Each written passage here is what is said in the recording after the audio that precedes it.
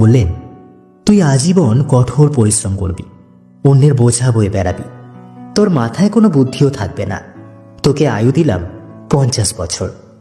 গাধা বলল, সে কি, এত কষ্ট করে আমি এত দীর্ঘদিন বাঁচতে চাই না, দয়া করে আমার আয়ু কমিয়ে 20 বছর করে দিন। সৃষ্টিকর্তা, যা তাই দিলাম। কুকুরকে বললেন, তুই হবি মানুষের সবচেয়ে বিশ্বস্ত বন্ধু, কিন্তু মানুষের উচ্ছিষ্ট খেয়ে বেঁচে থাকবি। তোর আয়ু হবে 30 বছর।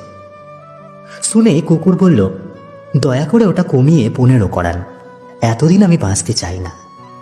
এইবারও তিনি রাজি হয়ে গেলেন।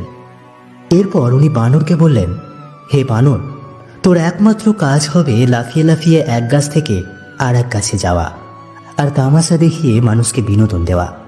তোর আয়ু দিলাম 20 বছর।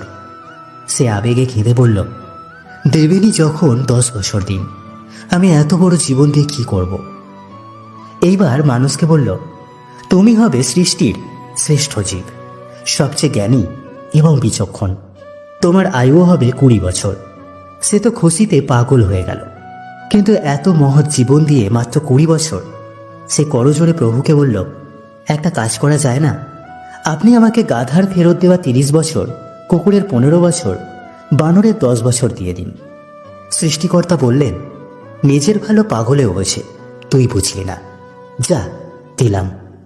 সেই থেকে মানুষ সুন্দরভাবে বাঁচে 20 বছর। পরের 30 বছর গাধার মতো সংসারের বোঝা টানে। তারপরের 15 বছর ছেলে মেয়ে যা দেয় তাই খেয়ে পড়ে বেঁচে থাকে কুকুরের মতো।